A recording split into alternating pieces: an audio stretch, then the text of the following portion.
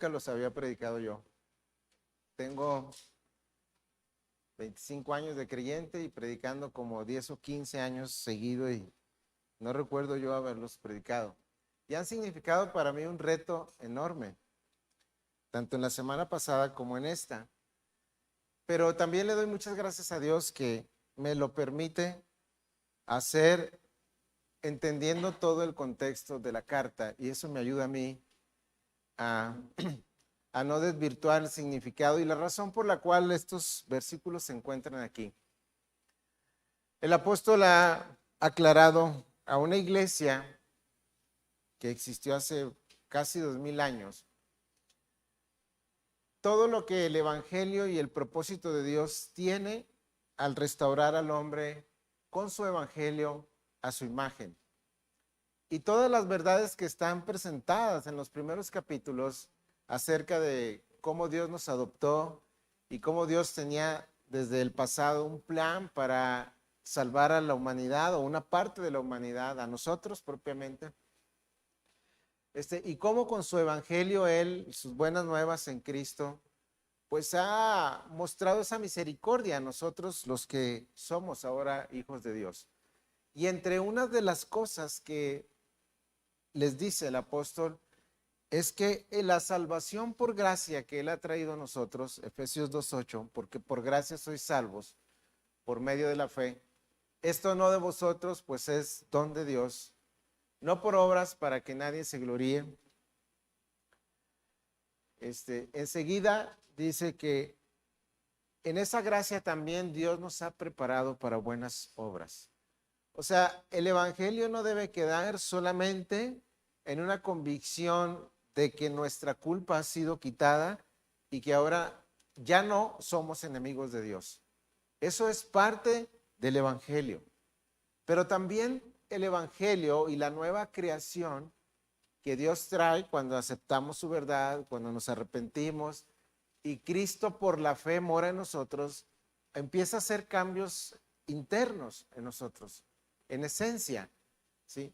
El corazón es cambiado y ya el creyente tiene la capacidad por el Espíritu de ir luchando contra todos esos hábitos pecaminosos, esas áreas pecaminosas llamadas el viejo hombre, y con la verdad que Dios le ha entregado, él se va despojando de todo lo que estorba en un testimonio de lo que es ser un cristiano y en un testimonio de representar el evangelio.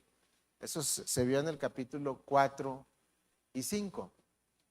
Dios por su espíritu empieza a transformar desde nuestro interior nuestro ser y empezamos a rechazar lo que antes hacíamos y empezamos a poner nuevas cosas, pero todas, hermanos, todas las veces que vimos este aspecto de quitar o despojarse del viejo hombre y tomar un nuevo principio, tienen que ver con la verdad que santifica. Y aquí tenemos una muy profunda en la cual vamos a estacionarnos un poco de tiempo. Voy a leer el pasaje y luego desarrollarlo en dos partes. Capítulo 6. Dice lo siguiente: hijos, obedeced a vuestros padres en el Señor, porque esto es justo. Honra a tu padre y a tu madre, que es el primer mandamiento con promesa, para que te vaya bien y para que tengas larga vida sobre la tierra. Y vosotros, padres, no provoquéis a ira a vuestros hijos, sino criadlos en la disciplina e instrucción del Señor. Vamos a tomar hasta ahí la porción. Si nosotros recordamos algo de lo que hemos visto a través de toda la carta, el apóstol ha dicho que la iglesia se empieza a renovar en su forma de vivir, de su andar, en el espíritu de la mente. Efesios 4, 23 y 24. Se nos manda a renovarnos en el espíritu de nuestra mente y a vestirnos del nuevo hombre creado según Dios en la justicia y santidad de la verdad. Estamos citando el versículo 23 y 24 del capítulo 4. Es decir, el evangelio y la verdad que Dios ha traído a nuestra vida empieza a dar paso a lo nuevo y lo viejo va quedando atrás. Usamos el principio de quitar y poner. ¿Sí? Vamos desechando todo lo que la cultura y la sociedad nos ha impuesto, y entonces empezamos a adquirir nuevos principios y nuevos valores, ¿verdad? Para poder honrar al Señor. Pero es interesante, si vamos directo al pasaje, que el apóstol Pablo en tres versículos resume lo que es la intención de Dios y el mandamiento de Dios para las relaciones entre padres e hijos. Aquí es entre hijos y padres. Hay decenas, hermano, si no es que estoy exagerando, centenas de libros de cómo educar a los hijos. Unos traen por ahí muchos aspectos psicológicos, de educación, de todo tipo. Y es impresionante que el apóstol lo resume en 3 versículos. Y me da mucho gusto que estén niños aquí, porque el apóstol asumía de que había niños escuchando e hijos escuchando. Si no, no tendría sentido esta lectura. Hijos, obedeced en el Señor a vuestros padres. Si los hijos, nosotros que somos hijos o fuimos hijos, hubiéramos escuchado una y otra vez estos principios y entender lo que el corazón de Dios está transmitiendo a nuestra vida, seríamos bendecidos grandemente. La palabra que se usa aquí, hijos, obedeced a vuestros padres, porque esto es justo, prácticamente debemos tomarla como si Dios nos estuviese hablando como hijos, Hay etapas en la vida, todavía yo soy un hijo y puedo aprender de estos versículos. Ahora mi relación con mi mamá es diferente a la que yo tenía cuando estaba en su casa, pero sigo siendo un hijo, ¿verdad? Y el apóstol dice, pues, hijos, obedeced a vuestros padres en el Señor, porque esto es justo delante de Dios. Y la palabra, pues, obedecer significa escuchar desde abajo. ¿Sí? Considerad al Padre como una autoridad y una bendición que ha sido puesta por Dios. Y el Hijo debe escuchar y pensar en sus padres como alguien que Dios les ha otorgado para su protección, colocarse debajo, protegidos con la responsabilidad que Dios les ha dado a ellos como padres. ¿Sí?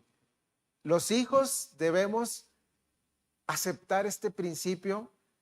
¿Y cómo evitaríamos problemas en la sociedad? Y yo pregunto, hermanos, ¿este principio lo podemos ver con claridad en las familias de hoy?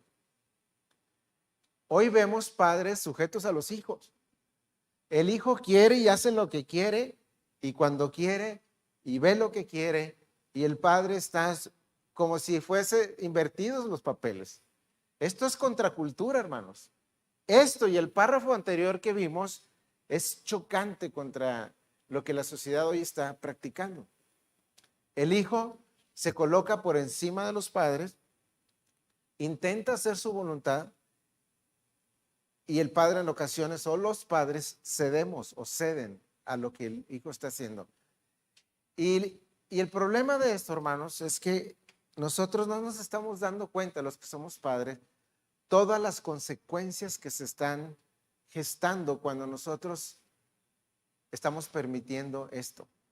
Pero como en el principio anterior, donde dice que la mujer debe estar sujeta al marido, se le está pidiendo a la mujer que ella que acepte su función como una mujer sujeta a su marido. Aquí también se usa el mismo principio. No está diciendo que nosotros sujetemos a nuestros hijos. Está pidiéndole a los hijos que acepten el modelo divino diseñado por Dios y vean este principio como del Señor, como que proviene del Señor. Hijos, obedeced a vuestros padres en el Señor. Él lo está diciendo. nuestro Señor, nuestro Padre, nuestro Señor Jesucristo. Y además dice que esto es justo, ¿sí?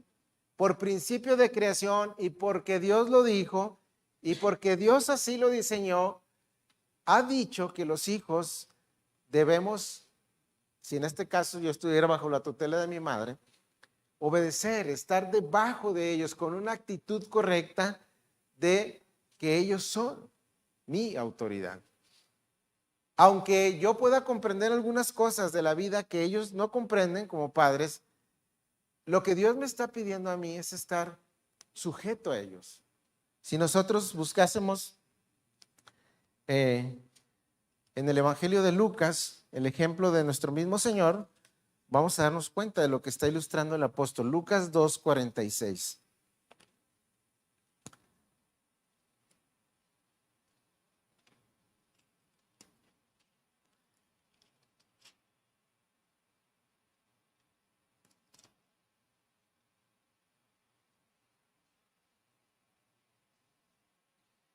Como en el párrafo anterior, aquí se dirige primero también a aquellos que han de estar sujetos. Y vamos a decir las razones. Lucas 2:46 en adelante.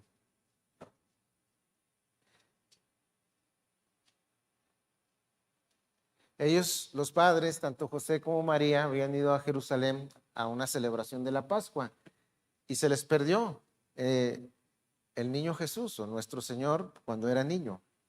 Versículo desde el 44. Ellos parece ser que van de regreso, si van en la caravana, y en el versículo 45 se dan cuenta de que el Señor Jesús, cuando era niño, no estaba con ellos. Y volvieron a Jerusalén buscándole. Y aconteció que después de 3 días le hallaron en el templo, sentado en medio de los maestros, escuchándoles y haciéndoles preguntas. Y todos los que le oían estaban asombrados de su entendimiento y de sus respuestas. Cuando sus padres le vieron, se quedaron maravillados y su madre le dijo: Hijo, ¿por qué nos has tratado de esta manera? Mira, tu padre y yo te hemos estado buscando llenos de angustia. Entonces él les dijo: ¿por qué me buscabais? ¿Acaso no sabéis que me es necesario estar en la casa de mi padre? Pero ellos no entendieron las palabras que él les había dicho. Y descendió con ellos y vino a Nazaret y continuó sujeto a ellos. Estoy leyendo la versión de las Américas. Descendió con ellos y continuó sujeto a ellos. Y su madre atesoraba todas estas cosas en su corazón. Hay muchas cosas que podemos aprender aquí, hermanos. En principio nosotros pensamos que los niños no entienden lo que sucede en un lugar donde se está predicando la palabra y adorando a Dios.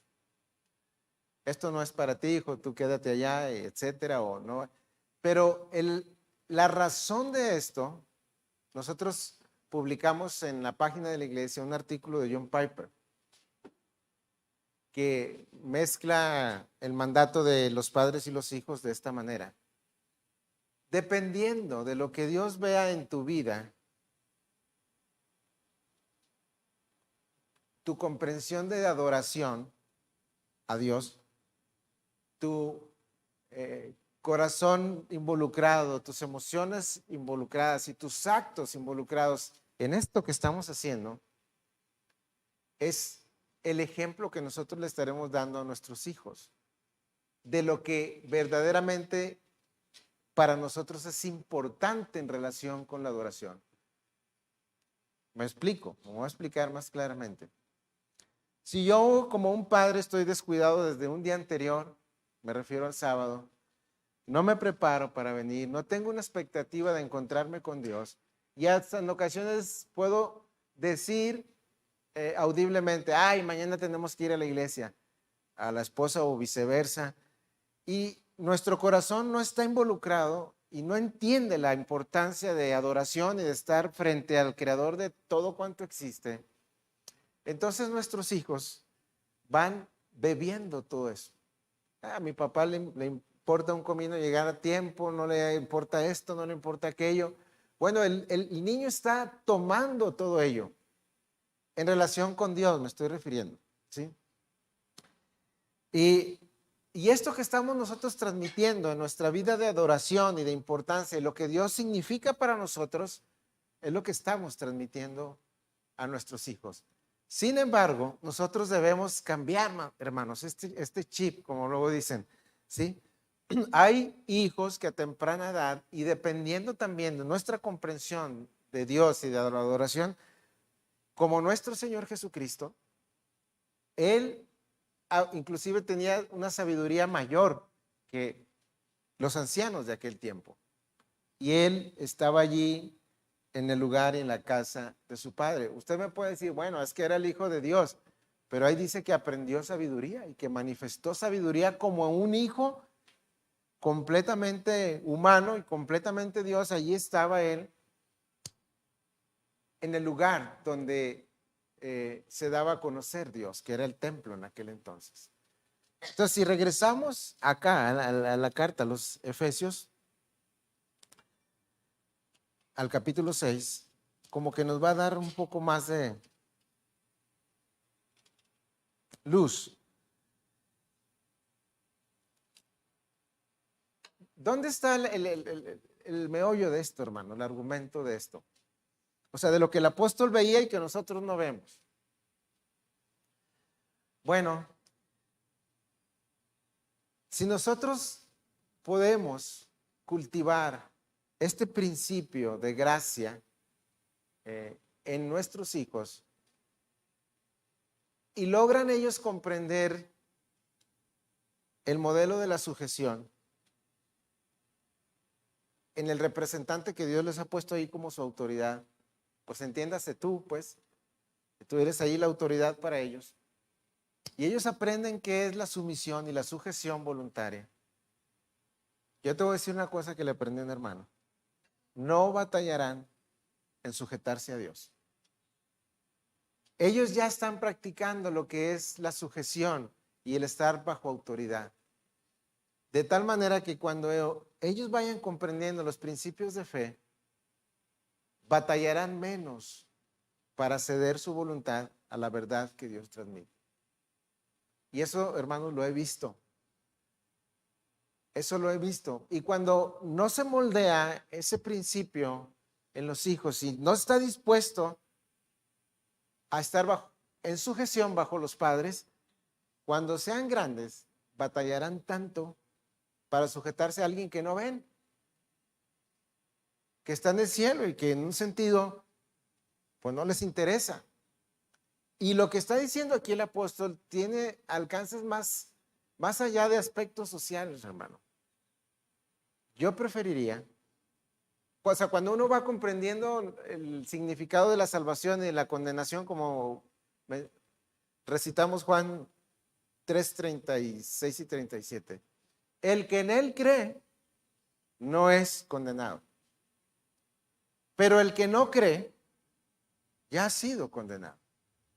Significa que si mis hijos no creen en la provisión de Dios en cuanto a la salvación, cuando Él muera y tenga todos los logros que pueda tener, será condenado. ¿Estoy en lo correcto? ¿Eso dice la Biblia?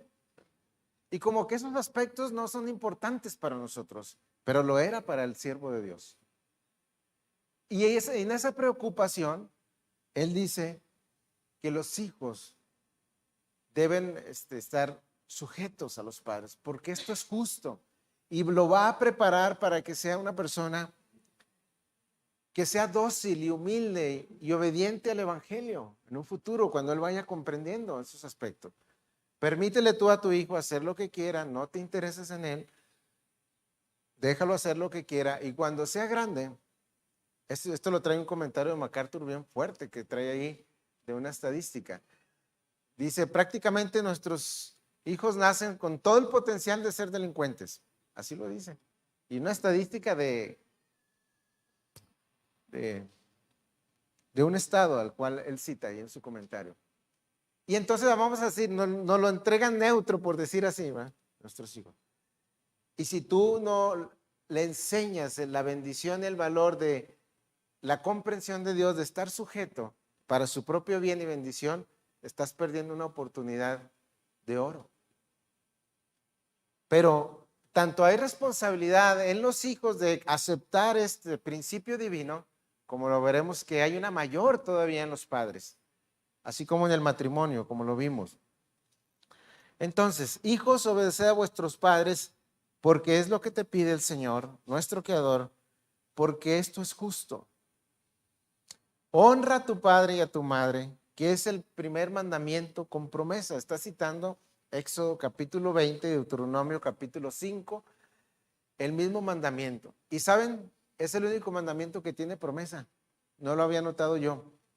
¿Sí? O sea, en Éxodo, y es el primero que aparece después de nuestra relación con Dios. Los tres primeros tienen que ver con nuestra relación con Dios y el cuarto con el día de reposo para venir y estar con Dios. Y el primer mandamiento que involucra ya la actividad de aquellos a quien Dios se los transmite es ese. Hijos, obedeced a vuestros padres. Y luego, no solo eso, hermanos, no es que la ley, me refiero a la ley de los mandamientos, la ley moral de Dios, dice el propio apóstol Pablo, que la ley es justa y santa y que si la ley se usa legítimamente, es una bendición.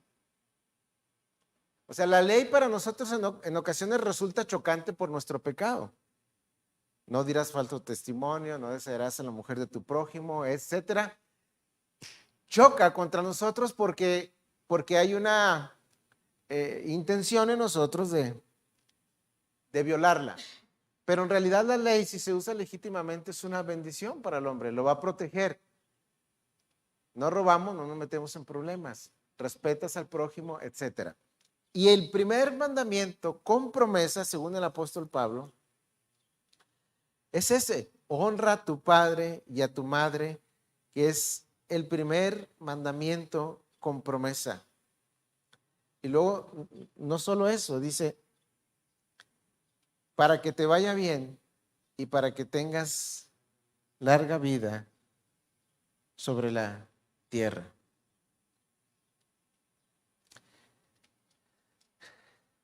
Yo he visto esto, hermanos, y yo no soy el mejor hijo de los que tiene mi madre, pero yo he visto esto y es una promesa y un principio de Dios. Tú honras a tus padres. Bueno, lo primero que Dios está diciendo es que te va a dar larga vida. Yo vi a mi madre honrar a mi abuela, visitarla cada 15 días, cada semana, cuando podía, llevarle siempre algo para honrar su persona. Y he visto también, y Dios no se equivoca, que aquellos hijos que cuidan y honran a sus padres, financieramente les va bien. Es una promesa que Dios da y Dios no puede mentir y Dios no se equivoca. Es un principio de gracia. Y cuando el apóstol se dirige pues aquí a los hijos, yo no sé si él tenía en mente hijos chicos, hijos grandes, etcétera. Yo no sé qué tenía en mente y no sé qué palabra está traducida aquí, pero todos en un momento somos hijos, chicos, grandes y medianos. Y se nos manda a expresar la gracia del Evangelio y la nueva creación que Dios trajo a nuestra vida, porque es el fundamento, hermanos, de la sociedad. Y créanlo, eso será siempre porque es una promesa divina. Honra a tus padres, porque también la honra tiene muchas implicaciones aquí. Pero si regresamos pues al texto y lo volvemos a leer en el contexto de toda la carta, hijos, muestren la gracia del Evangelio, estando de acuerdo en estar sujetos y honrar siempre a sus padres. Primero porque esto es justo, pero no solo por eso, porque hay una promesa de que si lo haces, Dios te va a bendecir. Qué maravilla, ¿verdad? El Evangelio.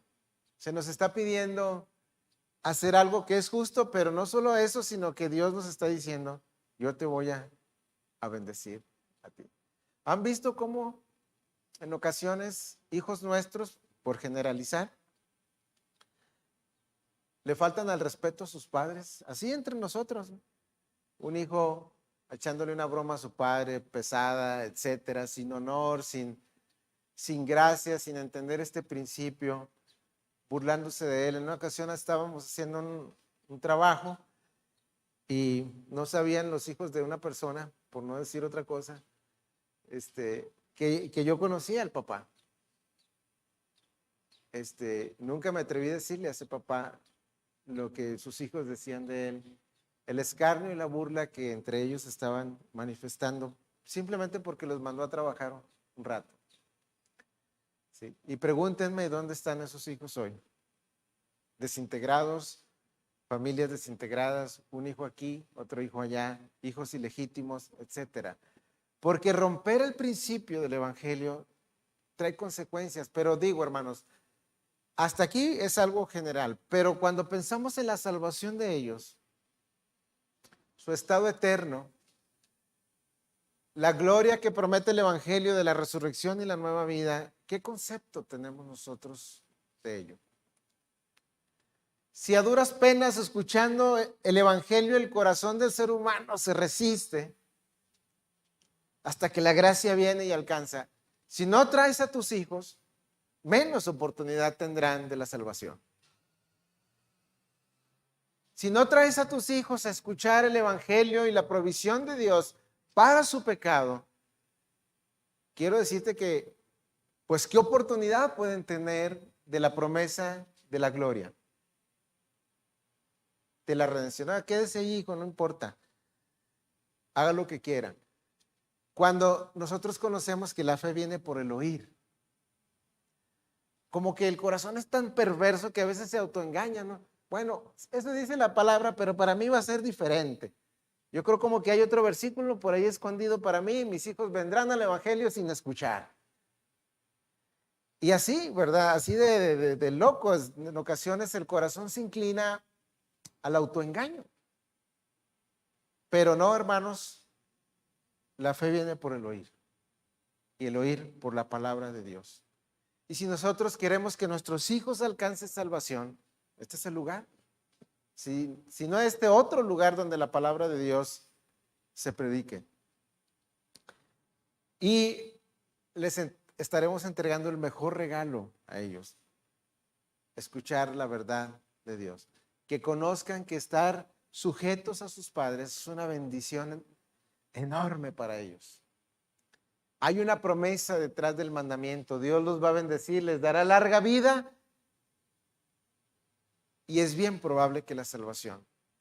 Los que estamos estudiando segunda de Timoteo, y que desde la niñez has sabido las sagradas escrituras, las cuales te pueden hacer sabio para la salvación.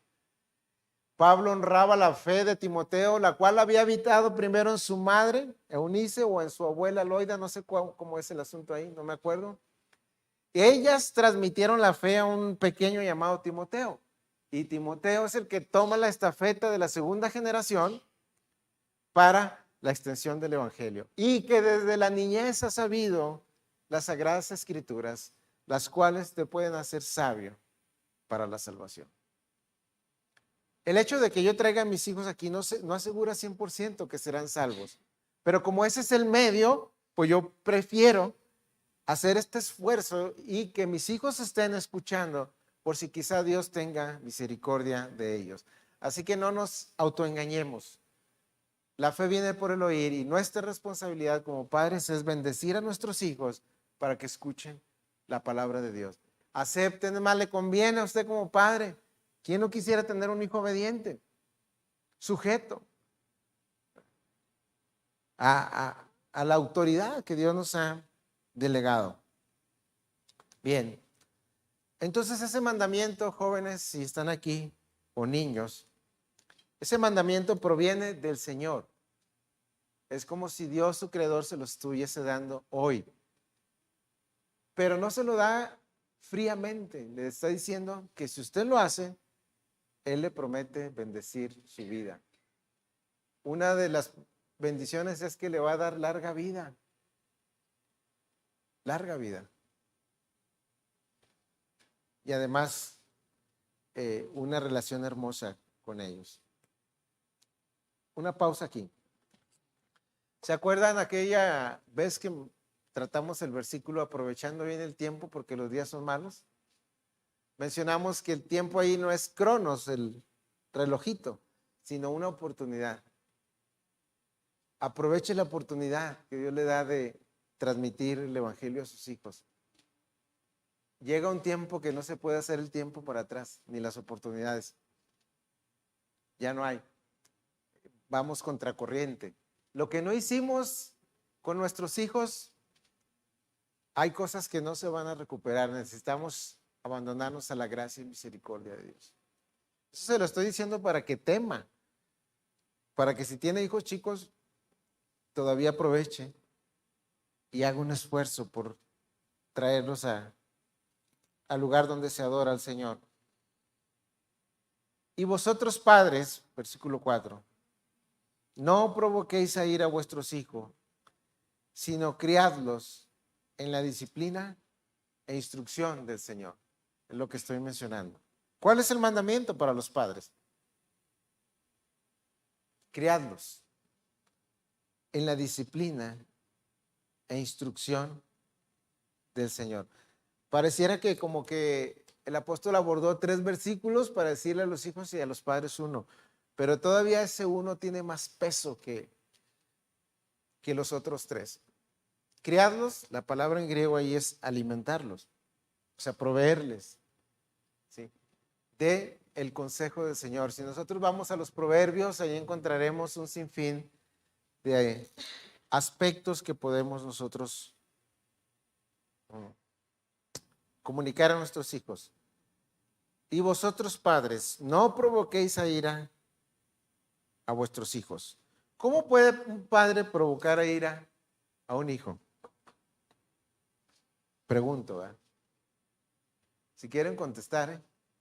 ¿Cómo puedo provocar yo a ira a mi hijo? Falta de integridad, ¿eh? Hace esto y yo no lo hago. Eso provoca en el hijo una confusión, ¿verdad? Y un resentimiento y una ira. ¿Alguien dijo otra cosa? El hecho de que él sea mi hijo, y fíjense en el tiempo que está escrito esto, ¿eh? Cuando Roma era, gobernaba y la patria potestad era algo bien terrible. El papá era dueño de los hijos prácticamente, ¿sí? Y cuando un padre se enseñorea de un hijo, como si fuese un objeto, hace esto sin amor y sin ninguna intención de tratarlo como un individuo. Es un individuo, ¿verdad? Un hijo de Dios o una persona independiente de mí. Ni es mi instrumento, ni es un objeto. Y yo como padre, pecador, puedo estar provocándole a ira cuando mis actitudes hacia él reflejan una pecaminosidad por mal entender la autoridad que Dios me ha dado a mí. En el libro de James Dobson, de Criar un hijo rebelde, viene el ejemplo, un ejemplo de tantos. Y él narra el evento de un delincuente, una persona que se hizo delincuente y lo están por ahí tratando de saber dónde estuvo el desvío y todo eso. Él se acordaba, este delincuente, de aquella ocasión que el padre a regañadientes llevó a la familia a un McDonald's y el joven o niño, no recuerdo bien, estaba llenando de mermelada el hot cakes. Pues para comérselo, para que costeara, ¿no? Ahí estaba el hijo. El papá se lo quitó prácticamente cuando el niño lo iba a ingerir. Bruscamente lo humilló frente a los muchachos que están por allí, ante la familia, porque le iba a hacer daño al azúcar, según el juicio del papá, ¿verdad? La actitud, entonces eso se clavó en el niño. Y de ahí empezó ese peregrinar, ese conflicto entre padre e hijo que no se solucionó. Pues, ¿qué le costaba al papá dejar? Un niño puede tomarse una mermelada completa y no pasa nada, en el sentido de que su organismo, ¿no? O había otra forma, dijo, posiblemente quítale poquita mermelada. Pero lo que estoy tratando de decir es que hay cosas que nosotros como padres, quién sabe yo qué tantas cosas he hecho que han provocado a mis hijos que haya por ahí una raíz. Dicen los psicólogos que en un sentido, yo estoy de acuerdo, y analizan el comportamiento y con sus estadísticas pueden ir mostrando los efectos de las malas relaciones entre las personas. Cuando a un niño le falta o a una niña le falta padre, es un problema serio, serio. Cuando no fungimos como padres y no criamos a nuestros hijos, estamos desarrollando un problemón para ellos. Si por la gracia de Dios, que es grande, pues hay mujeres que todavía no tuvieron papá y traen unos conflictos internos serios. Entonces el evangelio tiene la respuesta, pero bueno, el punto aquí es que el apóstol está entrenando, está mandando a nosotros como padres que no provoquemos a ir a nuestros hijos, sino que los alimentemos en la disciplina e instrucción del Señor. Solo quiero decir el significado de esa frase, disciplina e instrucción del Señor. Bueno, la disciplina es entrenamiento.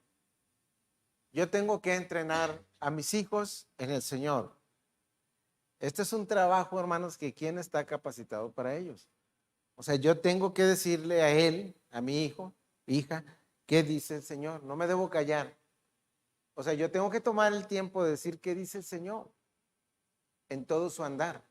El pastor MacArthur en su libro, Cómo ser padres exitosos, da un ejemplo. Me parece que es en los primeros capítulos. Dice que cuando él iba en su vehículo, sus hijos decían, por ejemplo, mira, ahí va un águila, y era un cuervo, por decir. Y tomes el tiempo en instruir y dígale que no es un águila, que es un cuervo. O sea, instruye, o sea, tienes una función de instrucción en él, y es un libro bueno. Pero ese nomás es por poner un ejemplo, o sea, y no nos tomamos esa responsabilidad. Puede ser un dinosaurio si quiere, ¿verdad? O pues, porque somos bien egoístas, ¿verdad? Y no, la responsabilidad viene sobre nosotros. Y por último, en este aspecto, padres, pues, no usemos mal nuestra autoridad que Dios nos ha delegado en la casa, en el hogar, con nuestros hijos. Alimentémoslos, entrenémoslos, pero más esta palabra última, en la disciplina e instrucción del Señor. Es una palabra griega que se llama, no sé si la puedo pronunciar, neutetos, algo así. Significa lo siguiente: ponle en la mente lo que es la voluntad de Dios. Quítale el concepto falso y ponle en la mente lo que es la verdad. Eso es la misma palabra que usa el apóstol allá en la carta a los Colosenses, cuando dice que él tenía la intención de transmitirles el evangelio.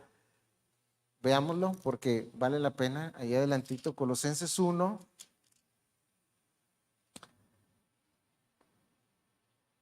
$28 me parece.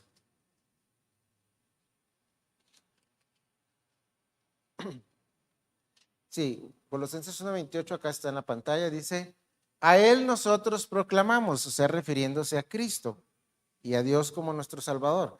A él nosotros proclamamos, amonestando a todos los hombres y enseñando a todos los hombres con toda sabiduría, a fin de poder presentar a todo hombre perfecto o maduro en Cristo. ¿Sí? Lo que está diciendo aquí el apóstol a los colosenses es que lo que él hacía con la iglesia, que venía del paganismo, de la idolatría, lo que él usaba era la verdad. Vamos, como si él incrustara en la mente, o sea, poner en la mente los pensamientos de Dios, a eso se refiere. Eso es la consejería.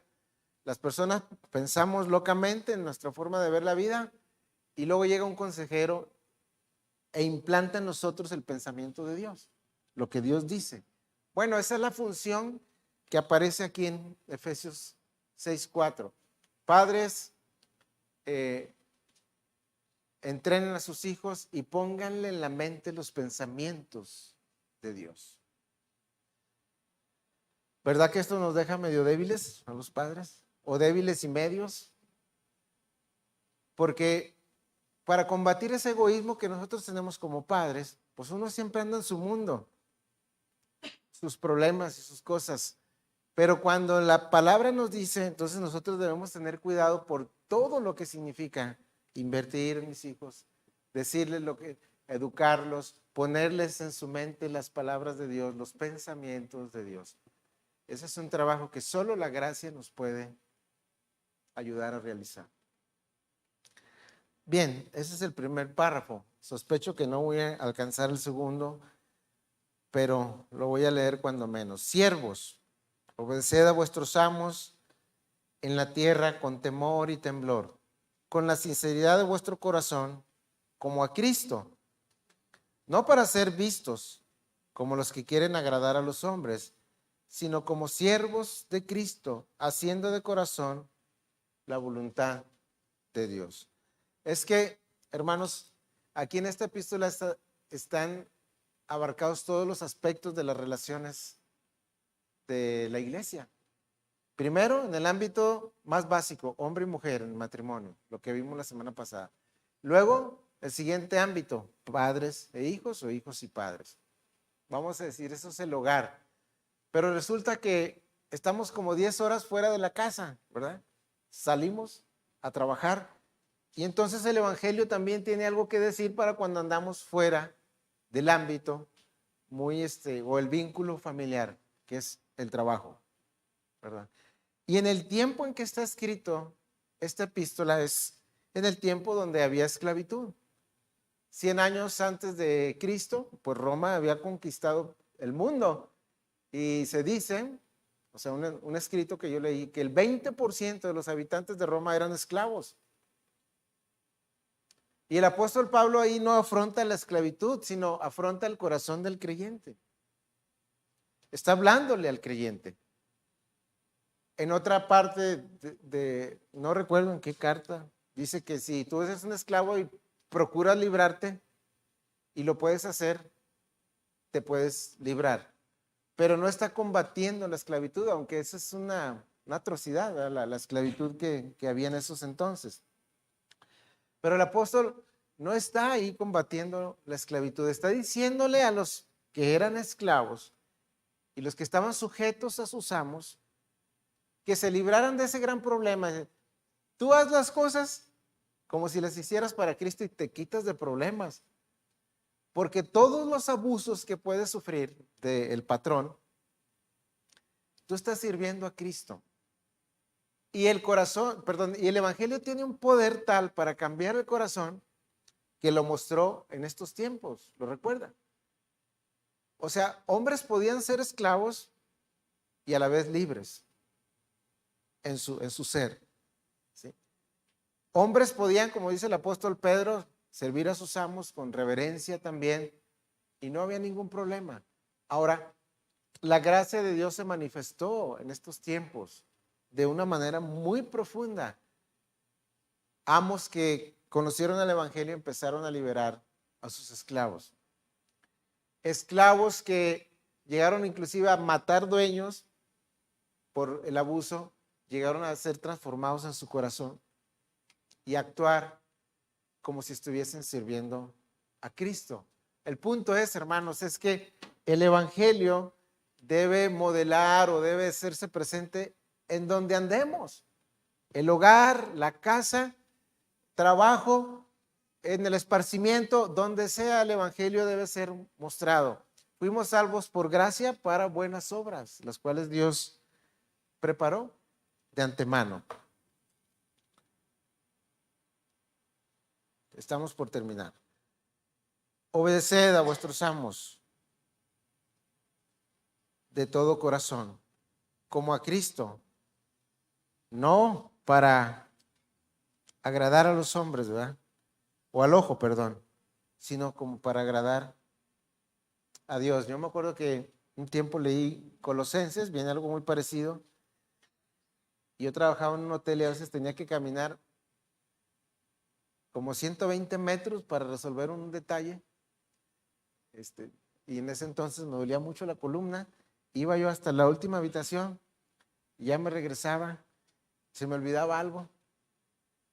Ahí voy otra vez para atrás y luego regresaba. Pues que volvió a fallar el teléfono, por ejemplo. Y a mí nadie me veía. Ese estudio lo dio el hermano David Willinger aquí. Hizo énfasis en este pasaje. Y yo renegaba bastante, 120 metros de caminar y regresar y otra vez y hablan y llegaba uno y las cosas estaban bien. ¿Cómo me libré de esa amargura? Bueno, voy a servir a Cristo, ¿eh? Voy a ver si el Señor me puso aquí y se quitó el problema, ¿no? Servimos a Cristo. En el fondo, toda nuestra vida es un servicio a Cristo. El Evangelio se debe manifestar de buena voluntad como al Señor y no a los hombres. Y terminamos. Ahora, a los amos. Ahora, todos nosotros, hermanos, aunque seamos patrones, nos empleamos a otros. Uno puede decir, no, yo no le hago, ni le doy cuenta a nadie. No, a tus clientes, ¿verdad? En un sentido, ellos son nuestros amos al contratarnos, aunque sea mi negocio particular. En un sentido, pues yo me rento 8 horas a quien voy a hacer el trabajo. Yo debo considerar estas cosas como un privilegio y decir, bueno, lo estoy haciendo para el Señor. Voy a mostrar el Evangelio, voy a mostrar la gracia y voy a trabajar como si le estuviese trabajando al Señor. Y eso en realidad hace una diferencia y muestro yo la gracia del Evangelio de la cual se ha estado hablando en toda la carta. Por último, bueno, versículo 8, sabiendo que cualquier cosa buena que cada uno haga, también ahí hay una promesa, recibirá del Señor, sea siervo, sea libre. Dios te va a bendecir, hermano. Hay una promesa ahí. Y a los amos, versículo 9, haced lo mismo con ellos y dejad las amenazas, sabiendo que el Señor de ellos y de vosotros está en los cielos y que para Él no hay excepción de persona. Concluyo con esto, ¿verdad? Esto es algo parecido a lo que escribió Santiago, ¿lo recuerdan? Santiago, en su libro. Puede ser, y es bien probable, que en una congregación exista un patrón y un trabajador que están en el mismo lugar. Uno es patrón de otro. Bueno, aquí todos somos hijos de Dios. Aquí no es patrón. Aquí no puede mandar al empleado. Aquí venimos todos como hijos por igual del Señor. Pero quiero hacer una reflexión, hermano. Más bien quiero decir algo que me ocurrió y con esto concluyo. Tenía poquito de creyente. Yo creo meses. Me predicó el hermano Alfonso, pero la primera iglesia que pisé estuvo en Chihuahua capital. Y acompañé a un joven a una delegación a la presidencia. El hombre quería arreglar un problema del agua allí. Y fuimos a dar con un hermano que era un ejecutivo, que iba a ayudarnos a arreglarle el problema del agua. No quiso, nos puso una maltratada, bueno, a él, malas palabras, etcétera. Y el joven hermano le hizo referencia, pues que éramos hermanos y que la iglesia donde íbamos. No, aquí soy una cosa y allá soy otra cosa. ¿Sí? Eso dijo él. Aquí soy una cosa y allá otra. Allá puedo ser cristiano, pero aquí no lo soy. El Evangelio permea todas nuestras relaciones, hermanos.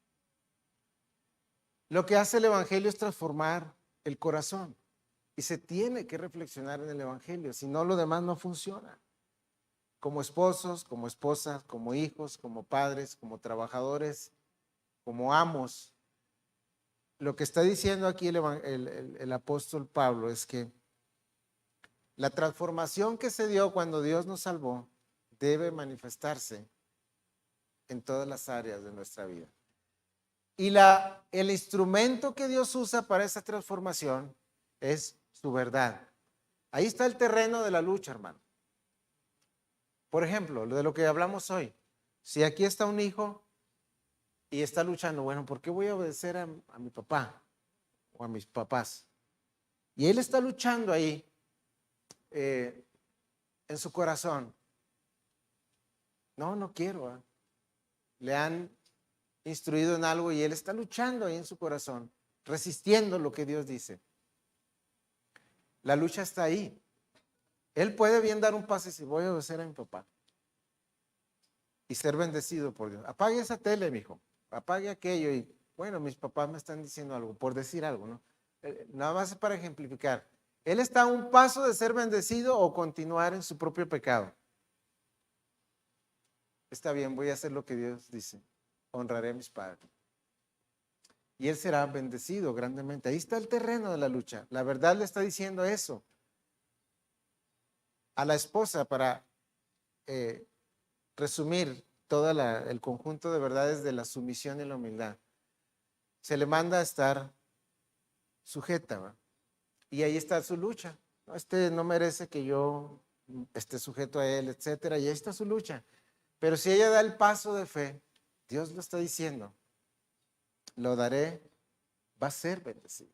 Igual al marido, ¿eh? En el mandamiento que Dios le pide. O sea, Dios usa la verdad, hermanos. Y no está tan complicado. Lo que pasa es que está involucrado el corazón. No mintáis los unos a los otros, ¿verdad?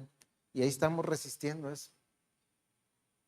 Cuando Dios nos está santificando por su verdad. No está tan complicado. La complicación está en que está involucrado el corazón. No, pues yo no voy a hacer aquello.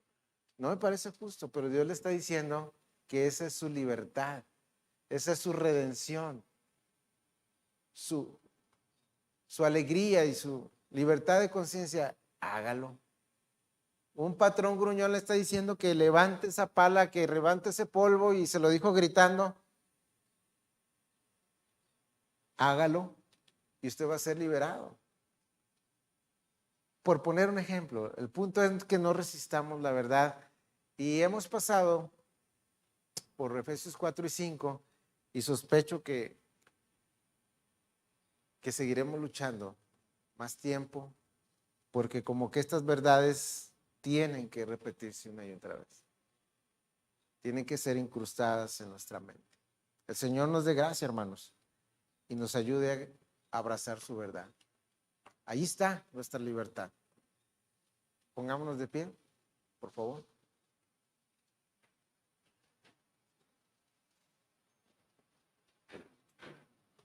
Hermano Mario, ¿nos puede despedir, por favor?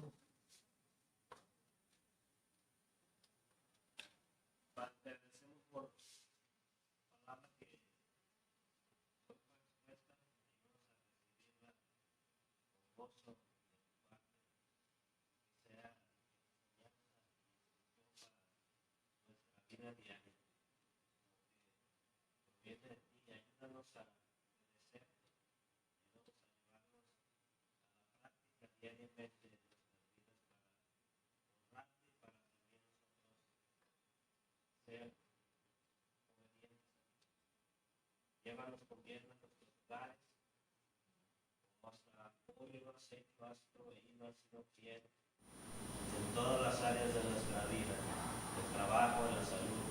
Y te agradecemos por esto y hoy hemos venido a tener un encuentro contigo que es real y a pedir también tu gracia para los días y las semanas que vienen, si tú lo permites, Padre. En el nombre de Cristo te lo rogamos. Estamos despedidos.